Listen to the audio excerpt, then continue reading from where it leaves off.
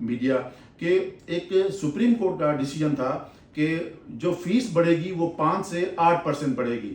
5% تو سب کو اجازت ہے ہر سال, لیکن 8% پیرا کے اجازت سے بڑھے گی. آپ جسٹیفائی کریں گے کہ یہ ہم ایڈیشنل سروسز دے رہے ہیں جس کی وجہ سے ہم اس کی کمپلائنس میں جا رہے ہیں.